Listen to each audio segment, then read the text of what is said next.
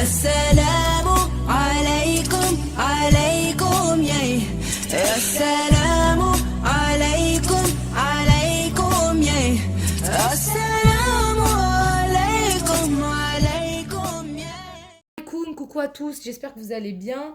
Donc je vous retrouve aujourd'hui avec la recette du tagine tunisien. Vous avez deux versions, vous pouvez la faire soit avec la viande hachée, soit avec le poulet. Donc là pour celle-ci, ce sera à la viande hachée, mais c'est exactement la même chose si vous voulez la faire avec le poulet. Dans un premier temps, je vais commencer par hacher mes herbes. Donc là j'ai une demi-botte de persil. Je vais mettre mes couteaux à vide vitesse 8 et tout simplement jeter dedans. Voilà. Vous entendez de toute façon au bruit des couteaux que comment ça tourne, il n'y a plus rien dedans. Et ensuite, je vais récupérer... Hop, vous voyez le résultat, hein, c'est nickel. Je vais les récupérer et pour les conserver pour après. Hop, du coup, je récupère ça avec la spatule. Et ensuite, c'est pas grave, on va pas rincer le bol. Hein. De toute façon, après, il y aura la farce avec la viande hachée. Donc, c'est pas très grave. Et ensuite, je vais venir mettre mon oignon. Et là, on va hacher 5 secondes, vitesse 5.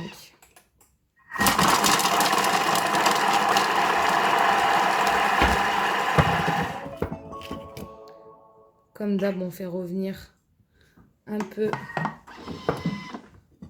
Bon, je vais quand même faire racler les parois de mon bol. Ça, vous connaissez maintenant, c'est la base.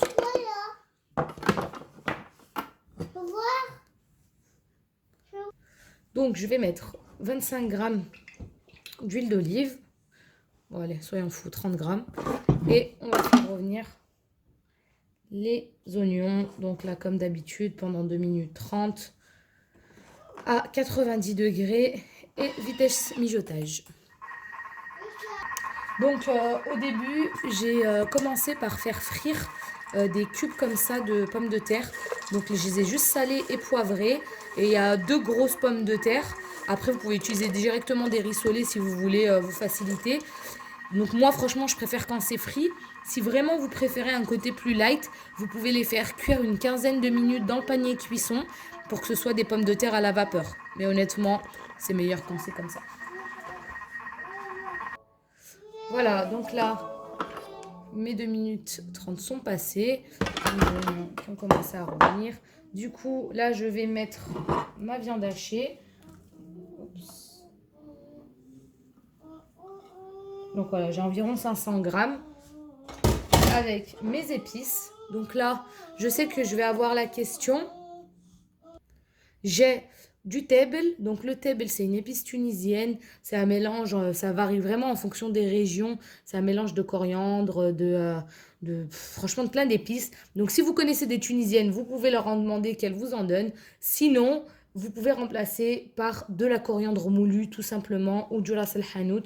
Ça fera aussi l'affaire. Donc avec ça, j'ai mis du piment en poudre, du paprika, du poivre, du curcuma, de l'ail en poudre et du sel. Je viens mettre toutes mes épices.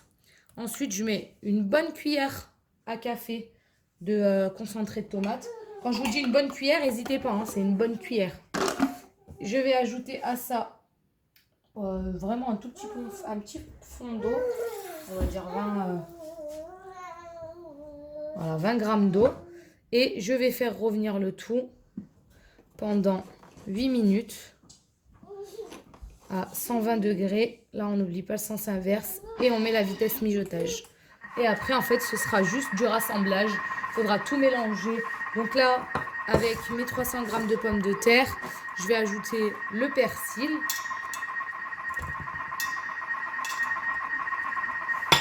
Ensuite, je vais ajouter 2 cuillères à soupe de chapelure.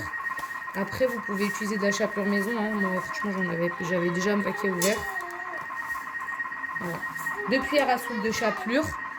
Et on viendra ajouter après la farce qui sera refroidie avec environ une dizaine d'œufs. Et moi, pour la cuisson, Là, en ce moment, je suis sur un moule de Guy de Marle, donc je vais enfourner dans le moule de Guy de Marle. Mais sinon, j'aime bien aussi les faire dans des petits moules individuels, des moules à muffins, etc. Et sinon, vous pouvez faire dans un grand plat à gratin. C'est vraiment comme vous voulez pour ça. Donc là, les 8 minutes sont passées. Là, voilà, ma viande a bien cuit. Du coup, je vais la mélanger avec le mélange ici que j'avais commencé à préparer. Je disais, j'ai mélangé là bien comme il faut. Il faut bien laisser refroidir à température, enfin que ça revienne à température un peu ambiante pour pas que les œufs ne cuisent.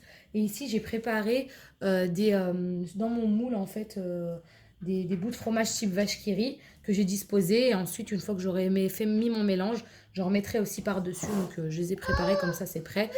Donc, je reviens vous voir une fois que le mélange aura refroidi. Voilà, du coup, là, mon mélange a bien refroidi.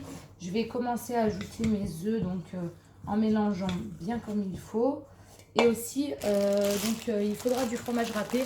Moi, personnellement, je râpe mon fromage râpé avec le Thermomix. Donc, je prends des paquets d'emmental et voilà, je les râpe et je les congèle quand j'en ai pas sous la main. Alors là, je vais ajouter, on va dire, 300 grammes, deux bonnes grosses poignées, quoi. On va dire, allez, 350 grammes de fromage râpé. Et je vais commencer à rajouter mes œufs et on mélange bien. Donc là, j'en ai mis 5. Alors après, là, pour les œufs, en fait, ça dépendra vraiment de la grosseur de vos œufs. On va dire c'est entre 10 à 12 œufs en fonction de comment vos œufs sont. Hop, je vais rajouter les 5 autres.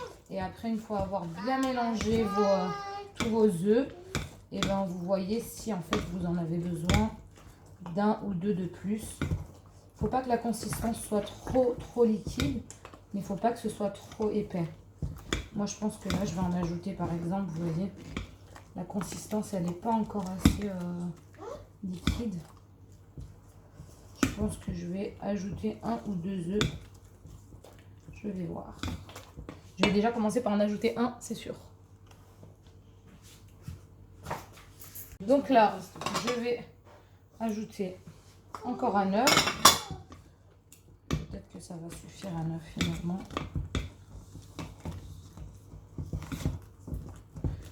Vu que là,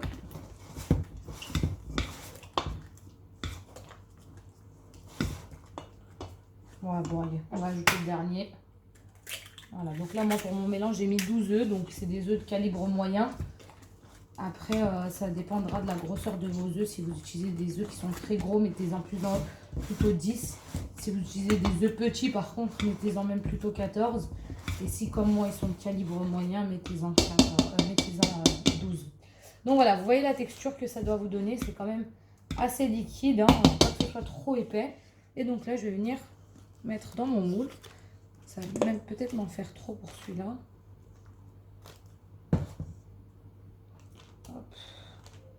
C'est pas grave, ceux-là, je vais les mettre dans des petits moules à muffins. Puis il me reste de la place à côté. Et j'oublie pas de mettre mes petits fromages vache qui rit. Enfin bon, c'est pas des vaches qui rit ceux-là, mais le principe est là. Et ensuite, on va enfourner pendant jusqu'à que ça cuise, on va dire une vingtaine de minutes à 180 degrés. Donc voilà, vous voyez que là pour cette quantité, j'ai eu donc un grand moule avec 8 moules à muffins. Donc là, ça vous fait vraiment une grande quantité, hein, c'est pour une quantité familiale. N'hésitez pas à diviser les quantités par deux si vous voulez en faire beaucoup moins. Et donc là, c'est parti pour les faire cuire. Voilà, à la sortie du four, donc j'ai laissé pile poil 20 minutes. Vous voyez, j'ai juste rajouté du sel parce que j'avais oublié de saler mes œufs. Donc voilà, vous plantez, c'est comme un gâteau, hein, vous plantez pour voir si c'est bien cuit. Et vous voyez, c'est nickel. Ça, c'était des moules que j'avais pris chez Lidl. Voilà.